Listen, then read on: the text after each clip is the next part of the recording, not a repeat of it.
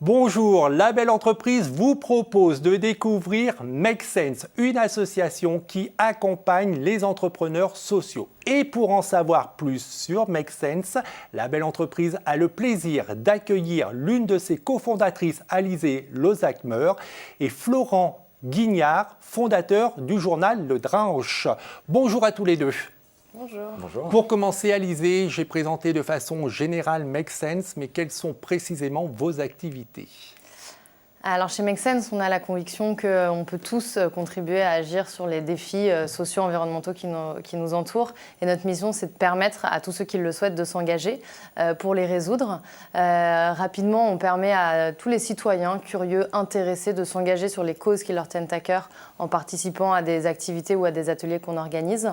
Et puis plus spécifiquement, on a développé un certain nombre de programmes d'accompagnement de jeunes entrepreneurs sociaux. Donc, ils sont des entrepreneurs qui créent une entreprise avec pour mission principale de résoudre un problème social ou environnemental et qui le font tout en développant une vraie logique entrepreneuriale, d'entreprise et de modèle économique. Et puis également en parallèle, on accompagne également des grandes entreprises ou des institutions qui veulent se transformer pour être plus responsables et résilientes. Et donc dans la deuxième mission, et parmi les entrepreneurs que vous accompagnez, il y a à vos côtés Florent qui a créé Le Dranche. Alors qu'est-ce que Le Dranche ? Alors Le Dranche, c'est un journal avec un concept un peu particulier, c'est-à-dire que pour chaque sujet d'actualité, on va chercher deux personnes qui connaissent vraiment le sujet, qui sont compétentes et légitimes, une qui défend le pour, l'autre qui défend le contre, et le but c'est que le lecteur se fasse sa propre opinion en lisant les arguments du pour et du contre. Alors on se sert de ça principalement pour deux buts. Le premier, c'est qu'il puisse, en se faisant une opinion, s'engager, devenir un citoyen actif au niveau associatif, politique, ce qu'il veut, mais actif dans la société. Et le deuxième, c'est permettre aux gens en fait, d'avoir un accès non déformé, non caricaturé à quelqu'un qui pense radicalement différemment et du coup de mieux comprendre les gens qui pensent différemment.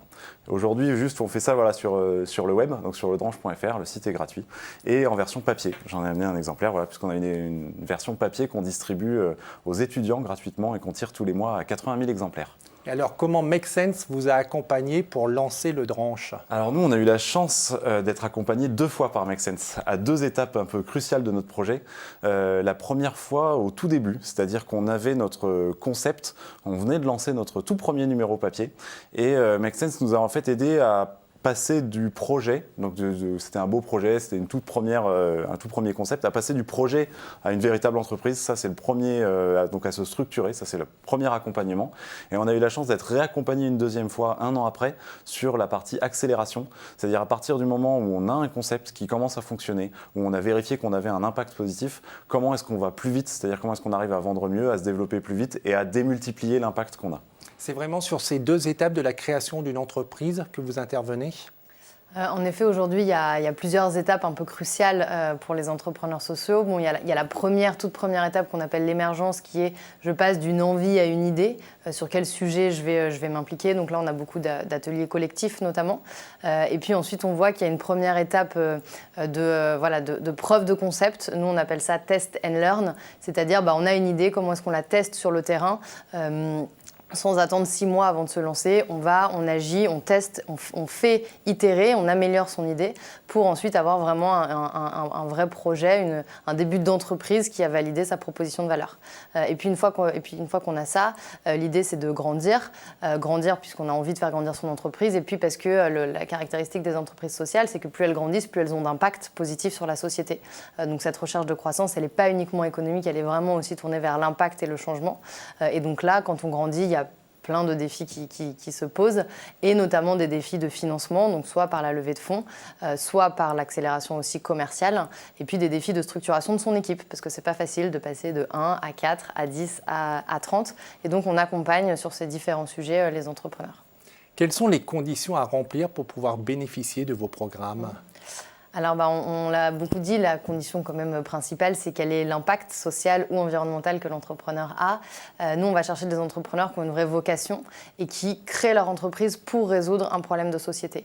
C'est donc pas un impact qui est annexe à leur entreprise ou qui est secondaire, mais c'est vraiment le cœur de la mission, et qui, en même temps, deuxième critère, sont à la recherche d'un modèle économique viable et donc veulent le faire de façon autosuffisante, veulent croître et être indépendants de subventions ou de soutien philanthropique. On va ensuite regarder projet, la faisabilité du projet. On n'est pas sur des projets à 20 ans, mais voilà, comment est-ce que petit à petit le projet vraiment peut prendre corps.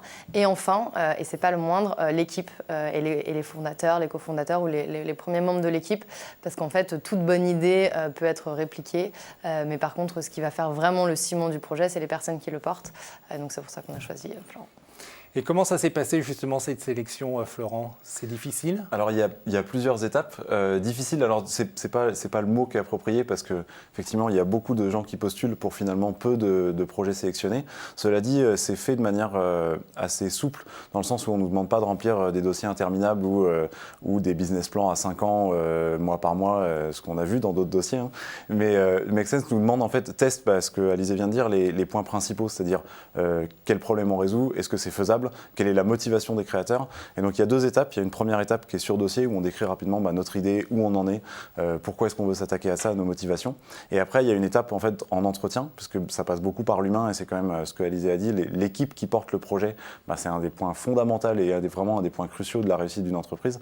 Donc il y a beaucoup de choses après qui passent sur l'évaluation humaine de à quel point on est motivé pour faire ça, à quel point on s'engage en fait pour vraiment développer l'entreprise et puis résoudre le problème de société. Et donc voilà, en fait la sélection se fait comme ça. Et donc, il n'y a pas de truc, il faut être sincère, il faut vraiment que le projet soit en adéquation avec les valeurs qui sont défendues et les objectifs qui sont défendus par Make Sense. Je pense que vous le dites bien, c'est-à-dire qu'il n'y a pas de truc. On a vu parfois des dossiers très très bien montés et puis qui ne passent pas ensuite. Et parfois des dossiers un petit peu moins montés, mais une fois qu'on rencontre et qu'on échange avec les entrepreneurs, là on capte un peu toute la puissance du concept et des personnes qui le portent. Je pense qu'on ne s'invente pas entrepreneur social, c'est un chemin qui est passionnant mais qui est aussi très demandeur en temps, en énergie, en motivation, et que si on le fait, en fait, il faut le faire à fond. Donc nous, c'est ça, on va rechercher les personnes véritablement passionnées, ambitieuses, et puis qui croient dans ce qu'elles font. Et puis, dernière valeur aussi, qui sont dans le partage et dans l'apprentissage collectif, parce qu'on fait un accompagnement qui est à la fois individuel, mais aussi collectif des entrepreneurs. Et il y a autant qui passe entre les entrepreneurs qu'entre le programme et les entrepreneurs. Donc cette notion de partage et de solidarité, elle est aussi très importante. On répète souvent dans cette émission les vertus de l'accompagnement. Est-ce que vous avez un exemple d'une erreur ou d'une fausse route que vous auriez réalisée, que vous auriez empruntée si Make Sense n'était pas intervenu pour vous accompagner? Alors oui, nous, on a fait peut-être potentiellement, comme tout entrepreneur, 10 000 erreurs sur notre chemin. Il y en a une principale, je pense que quand on a une idée d'entreprise ou de projet, au début, c'est assez naturel on a peur qu'on nous la pique, donc on travaille tout seul dans son coin. Et en plus, je suis ingénieur de formation et j'ai peut-être la déformation de vouloir beaucoup travailler sur le produit et attendre d'avoir le produit parfait pour pouvoir se lancer. Quelque chose que nous a dit Make Sense très rapidement et que j'inciterai vraiment tout le monde qui a un projet à le faire, c'est soyez proche de vos utilisateurs ou de vos bénéficiaires. Nous, en fait, ils nous ont dit, vous faites un journal, le plus important, c'est vos lecteurs, qu'est-ce qu'ils veulent, qu'est-ce qu'ils souhaitent. Et en fait, on s'est rendu compte très rapidement qu'on les avait très peu consultés parce qu'on travaillait sur notre maquette, notre concept dans notre coin. Et en fait, très rapidement, il faut les inclure en fait, dans le processus de fabrication, les mettre vraiment au cœur du processus de création du produit. Et ça, c'est vraiment quelque chose que Make Sense nous a apporté et nous a permis en gros de gagner de précieux mois, voire d'années. C'est mettre pour nous les lecteurs, mais les bénéficiaires de la solution au centre du projet, leur demander leur avis, itérer très rapidement, c'est-à-dire leur demander leur avis, développer un truc, revenir vers eux, les faire tester. Et ça, c'est quelque chose qui pour nous a été crucial. C'est un écueil que vous constatez régulièrement chez ceux qui entreprennent, ce manque de relation, de proximité avec ceux qui seront leurs futurs clients? Régulièrement est un euphémisme. Je pense qu'il n'y a pas un entrepreneur à qui, à un moment du chemin, on n'a pas dû le dire. Alors plus ou moins, évidemment, mais c'est vrai que je dirais que c'est la partie la plus difficile. On a une idée, on est amoureux de son idée, on pense que c'est la meilleure idée, et puis à un moment, il faut se confronter au terrain. C'est difficile parce que on prend un risque, on prend le risque qu'en plus son idée soit pas 100% la meilleure et qu'il faille la faire évoluer. Et puis, faut sortir du bois. En fait, il faut aller dehors, il faut aller se confronter. Donc oui, on le dit à tous les entrepreneurs, et je pense que c'est vraiment ce qui fait une des clés principales de réussite, c'est des entrepreneurs qui sont capables d'aller très vite confronter leur idée et d'apprendre en continu au contact de leurs bénéficiaires, utilisateurs, partenaires. Il y a une autre erreur que vous avez identifiée qui est un peu récurrente chez les entrepreneurs? Si je peux le tourner en conseil, c'est vraiment sur la façon de s'entourer. Je pense qu'une erreur potentielle, du coup, c'est de rester entre soi, de ne pas vouloir trop diffuser son idée ou de se dire qu'on va y arriver tout seul. Les entrepreneurs qui réussissent vraiment, c'est des entrepreneurs qui sollicitent tout le temps. Alors, s'entourer dans son équipe, pas partir seul, mais avec souvent une équipe de cofondateurs, puis recruter, mais aussi savoir solliciter sur tout type de compétences et de toujours vouloir avoir les meilleurs autour de soi. Parfois, les meilleurs, ils nous disent non, ils n'ont pas de temps, mais souvent, en fait, on est étonné. Et moi, les plus beaux projets que j'ai vus, c'est ceux qui sont très, très connectés parce qu'ils savent s'entourer. Et l'entrepreneuriat, c'est quand même une aventure collective. Donc voilà. Et puisqu'on est dans le chapitre des conseils, Florent, est-ce que vous auriez un conseil à donner à ceux qui veulent se lancer ? Le plus grand conseil que je pourrais donner, c'est oser. En fait, on a souvent peur parce que entreprendre, c'est vrai que c'est prendre un risque. Il faut quitter soit un autre boulot, soit se lancer et abandonner effectivement peut-être un salaire confortable ou une carrière confortable. Et en tout cas, il faut oser, en fait, il faut vraiment oser se lancer. Souvent, que ça réussisse ou que ça ne réussisse pas d'ailleurs, parce qu'il y a aussi pas mal d'entreprises qui s'arrêtent, c'est en fait une expérience qui est tellement enrichissante d'un point de vue personnel, d'un point de vue professionnel, en termes de compétences, en termes de réseau, en termes de personnes qu'on rencontre, que c'est vraiment quelque chose qu'il faut faire.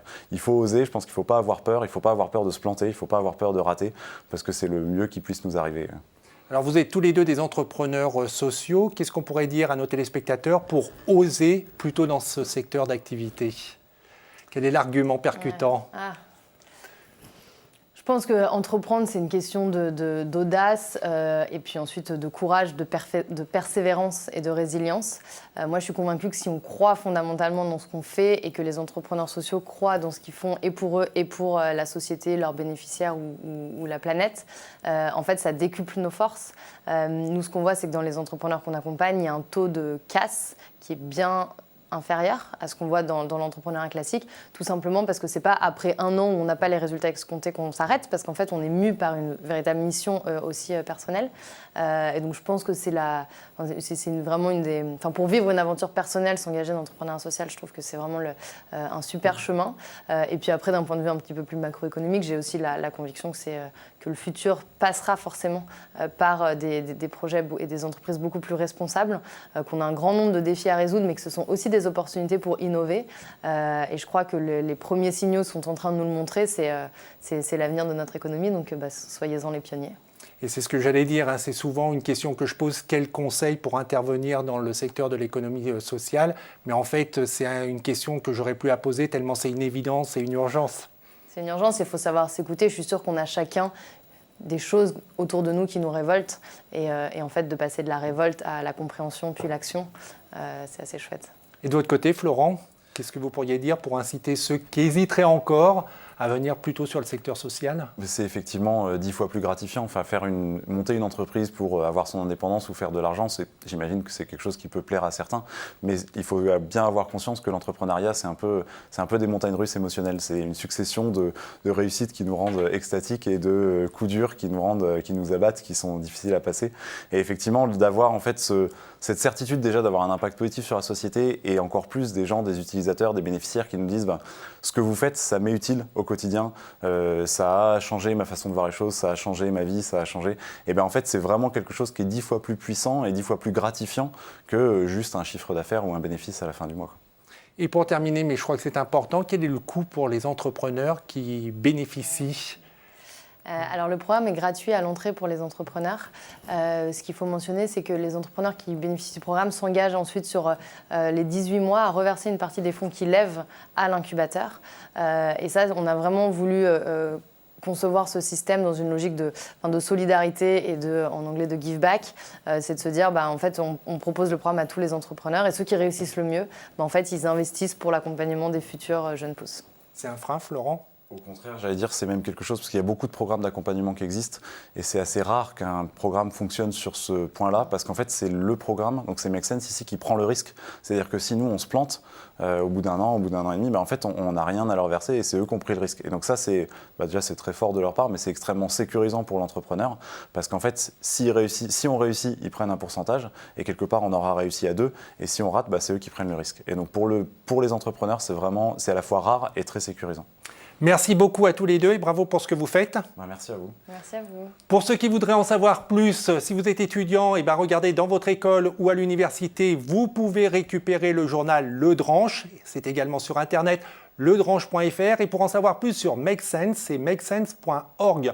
On se retrouve la semaine prochaine en attendant que le souffle de la création et que l'esprit social et solidaire vous accompagne. Au revoir.